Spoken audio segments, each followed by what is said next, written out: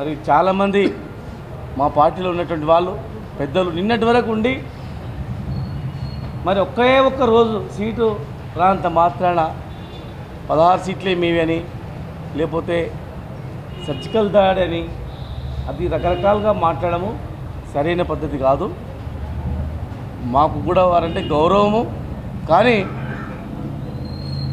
మా నాయకుడిని విమర్శిస్తే నిన్నటి వరకు మెచ్చుకొని మీ పత్రికా సమక్షంలోనే చాలా ఆయనంటే ఇష్టం, నన్ను ముద్దు కూడా ఎత్తుకున్నాడు అని చెప్పి గెలుపు కృషి చేస్తా అని కూడా చెప్పి ఇమ్మీడియట్గా మళ్ళీ యూటర్న్ చేసుకొని విమర్శించడం తగదు. నేను స్వయాన ఫోన్ చేశాను, రమ్మని పిలిచాను, మీరు రావాలి సార్ అన్నాను, నాకు చాలా పని ఉంది వెళ్తున్నాను అన్నారు. మళ్ళీ వాళ్ళ నేను ఫోన్ చేసి చాలాసార్లు ట్రై చేశాను, ఫోన్ చేసి నేను మాట్లాడాను స్వయంగా వారితోన. ఎవరు చేయాలని అనుకోవద్దట్లా, మేమందరం కూడా అనుకున్నాం మహబూబ్నగర్లో ఎప్పుడు ఉంటారు, మనకి స్టార్ట్ చేసినాం కలుద్దాం అని కూడా అందరం అనుకున్నాం. చివరిగా అక్కడ వేరే పార్టీలో ప్రయత్నం చేస్తున్నాం ఢిల్లీకి వెళ్ళాలని అనుకుని అని సమాచారం మీద మాకు రాగానే మేము కూడా ఏమనలేదు. కానీ వారి ఇష్టం, ప్రజాస్వామ్యంలో ఏ పార్టీలైనా ఉండొచ్చు, ఏ పార్టీలకైనా సపోర్ట్ చేయొచ్చు, వ్యక్తిగతమైనది. కానీ వ్యక్తిగతంగా ఎంతైనా సపోర్ట్ చేసుకోవచ్చు. కానీ ఎన్ని సంవత్సరాలు ఉన్నటువంటి పార్టీ నాయకుని సర్జికల్ దాడి అంటే ఏంది? ఉగ్రవాదుల మీద దాడి చేస్తారు. ఉగ్రవాదుల మీద దాడి చేసి దాన్ని వారే పోల్చుకుంటే మరి వాళ్ళకే ఆయనంతకు ఆయన్నే చెడుగా అనుకున్నట్లే కానీ వేరే కాదు. కనుక అలాంటి విమర్శలు వారికి తగదు. మేము కూడా వారిని ఎప్పుడు కూడా మేము గౌరవించినాం. మా ఎమ్మెల్యే మేము ఎప్పుడు కూడా ఎక్కడ పిలిచినా గౌరవించినాం. ఏనాడు కూడా ఆయన అగౌరవంగా మేము మాట్లాడలేదు వారిని, ఏనాడు కూడా వారిని చెడ్డ కూడా మీరు అనలేదు. వారు ఎప్పుడు వచ్చినా రాకపోయినా ఎప్పుడున్నా కూడా ఎప్పుడు కూడా మేము మా ఎమ్మెల్యేలు మేము అందరం కూడా వారికి ఎంతో గౌరవము ప్రాధాన్యత ఇవ్వడం జరిగింది. టికెట్ అనేది ఈ టికెట్ ఇవ్వకపోతే ఇంకా ఏ పెద్దది వస్తుందో వారే అన్నారు. ఇది తప్పించిందంటే ఇంకా ఏదో పెద్ద పదవి ఇస్తారని కూడా వారే అన్నారు. అన్నప్పుడు మరి ఆ పెద్ద పదవి వచ్చేంత వరకు వేచి చూసింటే బాగుండేది. మేము చేయలేదు అని అన్నారు, నేను చేశాను. మళ్ళీ వారు మాకు ఒక ఫోన్ చేసింటే ఇంకా చాలా బాగుండేది. కనుక దీనిలో మా ప్రమేయం తప్పులు అనేది ఏం లేవు. రాజకీయ పబ్బం గడుపుకునేటువంటి అలవాటు పడ్డోళ్ళు మళ్ళీ కూడా ఇప్పుడు కూడా అదే పద్ధతిలో పోతుంటారు. వాళ్ళ ధ్యాస అంతా అధికారం రావడానికి ఏదో జిమ్మికి చేయాలి, దాన్ని అడ్డం తీసుకొచ్చి చూడు దేశం గురించి మేమే ఉన్నామనే టైప్లో మాట్లాడతారు. అందరికన్నా ఎక్కువ దేశభక్తి కేసీఆర్ గారికి ఉంది. సైనికులను కాపాడడానికి అందట్లో తన వంతు సాయం అన్ని రాష్ట్రాల కన్నా ముందుండి సాయం చేసిన మొన్న గతంలో కూడా మాజీ సైనికులకు కూడా ఏ రాష్ట్రంలో లేనటువంటి ఆర్థిక సాయం తెలంగాణ రాష్ట్రంలోనే ఉంది. 100 కోట్ల బడ్జెట్ కేటాయించి పెట్టిన సంగతి కూడా గుర్తుపెట్టుకోవాలి. కనుక దయచేసి ప్రజలందరూ కూడా టీఆర్ఎస్ వైపే ఉన్నారు, కారు గుర్తు వైపే ఉన్నారు. జితేందర్ రెడ్డి గారు కూడా మొన్నటి వరకు చాలా బ్రహ్మాండంగా ముఖ్యమంత్రి గారు చాలా మంచోడు, నాకు అన్న లాంటి వాడు, నేను తమ్ముడు లాంటి వాడిని, ఆయన వెంబడే ఉంటానని స్టేట్మెంట్ ఇచ్చింది మొన్నని. మరి టికెట్ రాకపోవడానికి రకరకాల కారణాలు ఉంటాయి. మరి మొన్న జరిగిన అసెంబ్లీ ఎన్నికల సందర్భంగా జరిగిన పరిణామాలు దృష్టిలో పెట్టుకొని కొన్ని దగ్గర ముఖ్యమంత్రి గారు కొన్ని నిర్ణయాలు తీసుకోవడం జరిగింది. ఆ నిర్ణయానికి పార్టీ నిర్ణయం కట్టుబడి ఉండవలసిన బాధ్యత అందరి మీద ఉన్నది. మరి కట్టుబడి ఉంటా అని కూడా చెప్పి మళ్ళీ ఇప్పుడు ముఖ్యమంత్రి గారిని కామెంట్ చేయడం సరిగ్గా కాదు. నిన్నటి వరకు మంచి ముఖ్యమంత్రి ఇప్పుడు అప్పుడే ఎట్లా మిస్ అయింది, బాగా చాలా మంచోడు అని చెప్పి అప్పుడే మా కరెక్ట్ కాదు. ప్రజలు ఇవన్నీ అర్థం చేసుకుంటూ చూస్తూ ఉన్నారు. ఈరోజు ప్రజలందరూ కూడా కేసీఆర్ నాయకత్వాన్ని కోరుకుంటూ ఉన్నారు. మన రాష్ట్రమే కాదు దేశంలో కూడా కేసీఆర్ నాయకత్వాన్ని కోరుకుంటూ ఉన్నారు.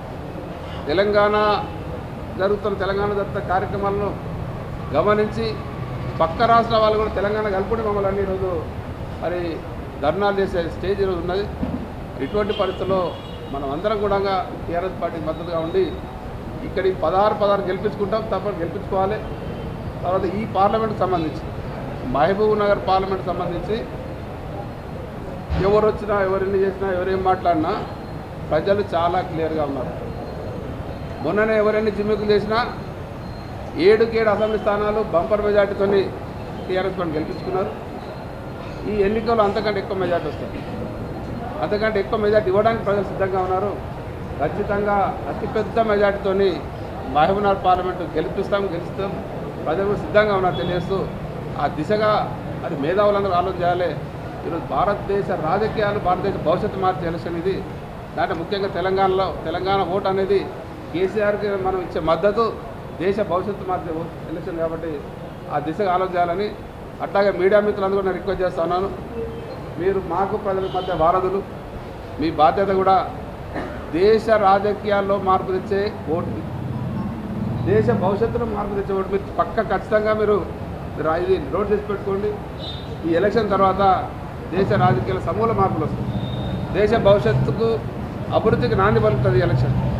అందుకే మీరు అందరూ ఆ దిశగా ప్రజలు మోటివేట్ చేసి మన ప్రాంత భవిష్యత్తే కాదు మన దేశ భవిష్యత్తు కూడా ఈ రాజకీయం మీద ఈ ఎలక్షన్ మీద ఆధారపడింది కాబట్టి ఆ దిశగా ఆలోచించాలని ప్రజలు మోటివేట్ చేయాల్సిగా మీడియా మిత్రులు కోరుతూ ఇకపోతే మన పార్లమెంట్ సభ్యులు జితేందర్ రెడ్డి అన్న గారు మొన్న మీ ముందరనే మీ ప్రెస్ మీడియాలో చెప్పాడు, నేను ఎక్కడ పోను, నేను ఇక్కడనే ఉంటా, నాకు పెద్ద మనిషి దిక్కు ఆయనే కేసీఆర్ గారు అని చెప్పిండు. ఆ రోజు కూడా మీరు అందరికీ తెలిసిన విషయమే. అదేవిధంగా మేము కూడా ఎన్నోసార్లు మాకు ఎలక్షన్లలో ఎమ్మెల్యే ఎలక్షన్లలో మేము ఎన్నోసార్లు అడుక్కున్నాం, అన్న మాకు తోబుట్టువు నువ్వే, మాకు తోబుట్టువు లేరు, తోబుట్టువు పోయినరు, ఈరోజు నువ్వే మాకు తోబుట్టువు, నువ్వు మా పెద్ద మనిషి మమ్మల్ని ముందు నుండి నడిపించాలి ఎమ్మెల్యే ఎలక్షన్ అని చెప్పి అడుక్కున్నాం కూడా మేము. కానీ ఎక్కడ మాకు అది రిజల్ట్ కనపడలే. అసలు మక్తల్ నియోజకవర్గంలో నాకంటూ ఆపోజిషన్ క్యాండిడేటే లేకుండే. అట్లాంటి నాకంటూ ఒక అసమ్మతి తయారు చేసి క్యాండిడేట్ని పెట్టి ఇక ఆ విధాంతం అంతా మీకు తెలిసిన విషయాలే. అయినా దాంట్లోకి పోకుండా మేము ఏది కూడా ఎన్నడూ కూడా ఆయన ఎక్కడ విభేదించలేదు, ఎక్కడ కూడా ఆయనని విమర్శించలే కూడా ఇంతవరకు. ఈరోజు ముఖ్యమంత్రి గారి మీద మొన్నటిదాకా ఒకళ్ళక మాట్లాడి పార్టీ మారంగోళ్ళక మాట్లాడతామంటే ఇక ప్రజలే రేపు ఆయన గుడ్డపాఠం చెప్తారు. ప్రజలేం తక్కువ కాదు, పాలమూరోళ్ళు. ప్రతి ఒక్కరికి అవగాహన ఈరోజు ప్రతి ఒక్క దాని మీద వచ్చేసింది మా ముఖ్యమంత్రి గారి దయ వల్ల. రేపు వాళ్ళు ప్రజలే దాన్ని తీర్పిస్తారు. కానీ ఇక ముందు మేము ఎవరిని కూడా ఎక్కడ కూడా ఇంతకుముందు కూడా మా ఎమ్మెల్యే ఎలక్షన్ కంటే ముందు కూడా ఎప్పుడు ఎక్కడ ఎవరిని విమర్శించలేదు. మమ్మల్ని ఎన్ని మాటలు అన్నా ఎన్ని తిట్టిపించినా కూడా మేము ఒక్కనాడు ఏ మండలంలో మాట్లాడినా ఎవరైనా మాట్లాడినా కూడా మేము ఒక్కనాడు ఆయన మాట దాన్ని తీయకుండా మంచిగా వాళ్ళని దగ్గర తీసుకునే ప్రయత్నమే చేసినాం. కానీ ఇదంతా సూచన మా ముఖ్యమంత్రి గారే చెప్పిండు. ఎప్పుడు కానీ ఎవరిని విమర్శించవద్దు, ఎవరిని ఏమనొద్దు, ఇది మనది తెలంగాణ, మనం అంతా కలిసి ఉండాలి, కలిసి పని చేసుకునాలి, ఎవరికి ఏ ఆలోచనలు మంచిగా వస్తుందో తెలియదు, ఆలోచన ముందర తీసుకొని నడవాలనే ఉద్దేశంతో మాకు ఆ రోజు చెప్పి పంపించడం జరిగింది. మేము ఈ రోజు అదేవిధంగా ఉన్నాం, ఈ విధంగా పనిచేస్తున్నాం. ఈరోజు మాకు శ్రీనివాసరెడ్డి అనే స్థానికుని ఇచ్చిండు, చాలా సంతోషం అనిపించింది. ఎందుకంటే ఇంతవరకు ఎంపీలంతా కూడా మనకు ఎవరు స్థానికులు లేకుండే, పక్కా మన పార్లమెంట్ సెగ్మెంట్ నుంచో ఎక్కడి నుంచో హైదరాబాద్ నుంచో దిగేటోళ్ళు. కానీ ఈసారి మనకు నడిపోటైన మన నవాబ్పేట మండలం నుంచి మనకి ఇవ్వడం అనేది మాకు చాలా సంతోషం అనిపించింది. అది నేను ఇవాళ మార్నింగ్ పేపర్ చూస్తే దాంట్లో వినిపించింది, రాసిండ్రు ఏదో రిటర్న్ గిఫ్ట్, అది ఒక శీర్షిక వచ్చింది. చాలా బాధగా అనిపించింది. నిన్ను తీసుకుపోయి పార్లమెంట్లో ఒక టికెట్ ఇచ్చి గెలిపించి ఢిల్లీలో అత్యుత్తమైన స్థానం మనకది, ఒక ఫ్లోర్ లీడర్షిప్ గిఫ్ట్ నీకు ఇస్తే రిటర్న్ గిఫ్ట్గా నువ్వేమి ఇవ్వాలనుకుంటున్నావో ఒకసారి నువ్వు ఆలోచించుకునాలే జితేందర్ రెడ్డి గారు. దీన్ని బట్టి నీ మనస్తత్వం, నీ వ్యక్తిత్వం, నీ సభ్యత అనేది దాంట్లో అర్థమవుతుంది. సారేమో నీకు అత్యుత్తమైన పదవిని గిఫ్ట్గా ఇస్తే నువ్వు రిటర్న్ గిఫ్ట్గా నా పవర్ ఏందో చూపిస్తా, నా ఇదేందో చూపిస్తా అని మాట్లాడేది తగదు. ఇలా ఇంతవరకు నేను ఎవరు ఏమనలే, ఇంతవరకు ఏ ఎమ్మెల్యే కూడా మిమ్మల్ని విమర్శించలే. పత్రికాముఖంగా కానీ, కార్యకర్తల ముందు కానీ, లేకపోతే ప్రైవేట్గా కానీ ఎప్పుడు కూడా మిమ్మల్ని మేము నెత్తి మీద పెట్టుకొని తిరిగినాం. అయినా కూడా ఇవాళ అది మా వీక్నెస్ అనుకొని మీరు ఇవాళ ముఖ్యమంత్రి గారిని కూడా అంటే కూడా ఏమన్నారని అనుకుంటే మాత్రము కార్యకర్తలు ఉపేక్షించే ఇదిలో లేరు. ఎందుకంటే కార్యకర్తలకు అందరికీ తెలుసు.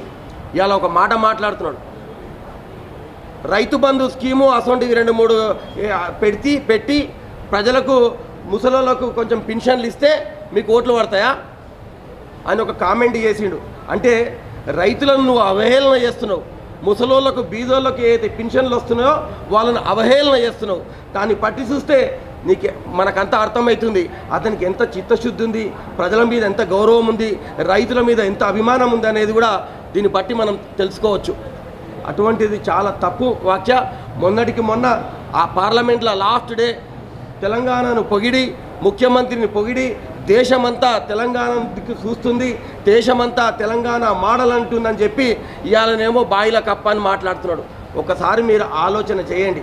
మీ స్థాయికి తగ్గ మాటలు మాట్లాడితే అందరూ కూడా హర్షిస్తారు. ఓకే, రాజకీయాల విభేదాలు ఉండొచ్చు, ఇంకేమైనా ఉండొచ్చు, అవి వేరే. కానీ పర్సనల్గా మీరు ఇష్టం వచ్చినట్లు ఇవాళ రాత్రికి పార్టీ మారి నేను గట్టిగా తిడితే అందరు మెచ్చుకుంటారని నువ్వు అనుకుంటే మాత్రము ప్రజలు అది గమనిస్తున్నారు. ముఖ్యంగా తెలంగాణ గులాబీ కండువ కప్పుకున్న గులాబీ సైనికులు దానంతా కూడా ఇది అబ్జర్వ్ చేస్తున్నారు. దానికి తగిన గుణపాఠం కూడా మీకు చెప్తారని కూడా నేను ఒకటి చెప్తున్నా. ఇంకో విషయం, మొన్న ఇవాళ ఏందో సర్జికల్ స్ట్రైక్ అంటున్నాడు. సర్జికల్ స్ట్రైక్ ఎప్పుడు చేసినామండి? మన మీద ఎవడైనా దాడి చేస్తే సర్జికల్ స్ట్రైక్ చేస్తాం, మనమే పోయి సర్జికల్ స్ట్రైక్ చేయం. అంటే మొన్న దీని అర్థమైంది, ఆయనే ఒప్పుకుంటున్నాడు. ఇవాళ మేము అందరి వెన్నుపోటు పొడిచిన ఎమ్మెల్యేలకు మొన్న ఎలక్షన్లో అందుకోసము నా మీద సర్జికల్ స్ట్రైక్ చేసినని ఆయనే ఒప్పుకుంటున్నాను. మళ్ళీ వెన్నుపోటు పొడిచినప్పుడు ఒక్కటి మాత్రం ఇవాళ చెప్తా, ఈ పార్టీలో ఎంత పెద్ద వ్యక్తి అయినా సరే, ఎంత సీనియర్ అయినా సరే, ఎంత బలమున్న వ్యక్తి అయినా సరే, అత్యుత్తమ స్థాయిలో ఉన్నా సరే, పార్టీ విధానాలకు కట్టుబడి ఉండకుంటే, లేకుంటే పార్టీకి వ్యతిరేకంగా ఎవరైనా ప్రయత్నం చేస్తే వాళ్ళకి ఎంత వారైనా కూడా ఉపేక్షించమని ఒక క్లియర్ కట్ మెసేజ్ ఇవాళ మన గౌరవ ముఖ్యమంత్రి గారు ఇచ్చిండ్రు. ఈ విధంగా గత 5 సంవత్సరాలుగా టీఆర్ఎస్ పార్టీ ఫ్లోర్ లీడర్గా ఢిల్లీలో ఉన్న జితేందర్ రెడ్డి గారు కొన్ని కారణాల వల్ల మొన్న ఎంపీ టికెట్ నిరాకరించినా కూడా పార్టీకి సంబంధించి ప్రెస్ మీట్ పెట్టి నేను పార్టీ ఎంపడే ఉంటానని చెప్పి మళ్ళీ ఇమ్మీడియట్గా ఈరోజు బీజేపీ పార్టీలో చేరిన తర్వాత ఇవాళ ముఖ్యమంత్రి గారిని విమర్శించడం అనేది తగదని ఈ సందర్భంగా తెలియజేస్తా ఉన్నాం. 5 సంవత్సరాలుగా జిల్లాలో ఎక్కడ పర్యటించినా, ఎక్కడ ప్రెస్ మీట్ పెట్టినా కేసీఆర్ గారిని దేవునితో సమానంగా కొలిచిన వ్యక్తి జితేందర్ రెడ్డి గారు. ఎందుకు కొలిచిండు? సంక్షేమ కార్యక్రమాలు, అభివృద్ధి కార్యక్రమాలు ఈరోజు తెలంగాణలో జరుగుతున్నాయంటే ఎవరికీ లేనంత విజన్ కేసీఆర్ గారికి ఉంది కాబట్టి, వేరే రాష్ట్రాల ముఖ్యమంత్రులకు కూడా ఆదర్శంగా ఇవాళ కేసీఆర్ గారు నిలుస్తున్నారు కాబట్టి కేసీఆర్ గారిని అంత గొప్పగా పొగిడింది. కానీ ఈరోజు 24 గంటల్లోనే దేవుడు సడన్గా దయ్యం ఎట్లయిందో నాకు అర్థం కావట్లేదు.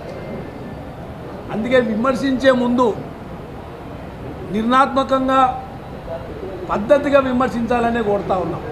మీరు ఒకటి విమర్శిస్తే మేము 100 విమర్శించడానికి రెడీగా ఉన్నాం.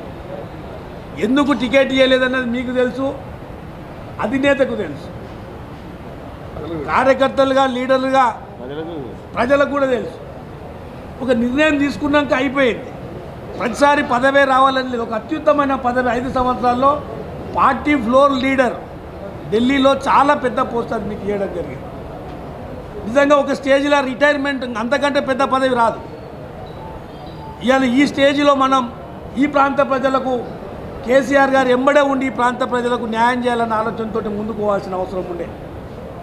ఈ ప్రాజెక్టులు కంప్లీట్ చేయాలి, ఈ జిల్లాను సస్యశ్యామలం చేయాలన్న తపనతోటి మీరు ముందరకు పోవాల్సిన అవసరం ఉండే. నిన్నటి వరకు కాంగ్రెస్ పార్టీలో ఉన్న డీకే అరుణమ్మ గారు గద్వాల్లో ఓడిపోగానే మళ్ళీ ఇక్కడికి వచ్చి పార్లమెంట్లో బీజేపీకి నిలబడి ఇవ్వాలి ఆమె ప్రయత్నం చేస్తూ ఉంటే ఆమెకు సపోర్టుగా మీరు పోవడం అనేది ఇలా గాలే కదా. డీకే అరుణమ్మనే కదా ఈ పాలమూరు ప్రాజెక్టు మీద కేసులు వేయించిన వ్యక్తి. ఇలా వాళ్ళకు ఓటేస్తే దాని అర్థమైంది ఈ ప్రాజెక్టులు కావద్దనే కదా. నేను ఈ సందర్భంగా తెలియజేస్తుంటా, డీకే అరుణమ్మ గారు ఎంపీగా నిలబడ్డారు, జితేందర్ రెడ్డి గారు బీజేపీలోకి పోయినారు. ఇవాళ మోడీ గారు భూత్పూర్ సభకు వస్తూ ఉన్నారు. ఆ సభ కర్వైన ప్రాజెక్టు భూమి పూజ చేసిన సభ. ఆ సభలో మీకు ధైర్యమే ఉంటే, దమ్మే ఉంటే మోడీ గారితో ఇలా పాలమూరు రంగారెడ్డి ప్రాజెక్టుకు జాతీయ హోదా ఇస్తాము అన్న మాట చెప్పండి మోడీ గారితో. నిజంగా మీ ప్రాంత ప్రజల మీద చిత్తశుద్ధి ఉంటే మీరు అది చేయగలుగుతారా? మీకు ఆ ధైర్యం ఉందా? మోడీ గారితో చెప్పించే ధైర్యం ఉందా? మాట్లాడే ధైర్యం ఉందా? లేదు. ఇలా చిత్తశుద్ధితో పనిచేస్తున్న ప్రభుత్వం కేసీఆర్ గారు 8 లక్షల పెండింగ్ ప్రాజెక్టులు పూర్తి చేసి దాదాపు ఈ జిల్లాలో 700 చెరువులు అలుగురు వారించిన ఘనత కేసీఆర్ గారిది. ఇలా నా నియోజకవర్గంలో 120 చెరువులు అలుగురు వారించిన ఘనత కేసీఆర్ గారిది. పోయినసారి డిసెంబర్లో కందూరు వాగులో నీళ్లు 100 కిలోమీటర్లకు వెళ్ళి కృష్ణా నీళ్ళు తీసుకొచ్చి ఇవాళ నీళ్లు వారిస్తే గా నీళ్ళలో కూడా కేసీఆర్ గారి ఫోటో కనిపించింది మా రైతులకు. ఇలా గంత గొప్పగా ప్రజలు సంతోషపడతా ఉంటే గా పని చేయాల్సింది పోయి ఇలా పార్టీలు మారి ముఖ్యమంత్రి గారిని విమర్శించడం తగదు అనేది ఈ సందర్భంగా తెలియజేస్తూ ఉన్నాం. మీరు పార్టీలో ఉన్నన్ని రోజులు కానీ పార్టీ నుంచి బయటకు పోయినా మీరంటే ఒక పెద్ద మనిషిగా మాకు గౌరవం ఉంది. ఆ గౌరవాన్ని కాపాడుకునే విధంగా మీ ప్రయత్నం ఉండాలి. ముఖ్యమంత్రి గారిని విమర్శిస్తే 1కి 100 సార్లు మేము విమర్శించడానికే మా దగ్గర అన్ని ఆయుధాలు ఉంటాయని కూడా మీ అందరికీ తెలియజేస్తూ ఉన్నాం. పనిచేసిన ప్రభుత్వాన్ని నిన్నటి వరకు మెచ్చుకున్నారు. మీరు నిన్నటి వరకు మెచ్చుకున్నారు. ఒకటే సడన్గా ఎట్లా మారుతారు? టికెట్ రాకపోని రాజకీయాల్లో కొన్ని విలువలు ఉండాలి మనకి.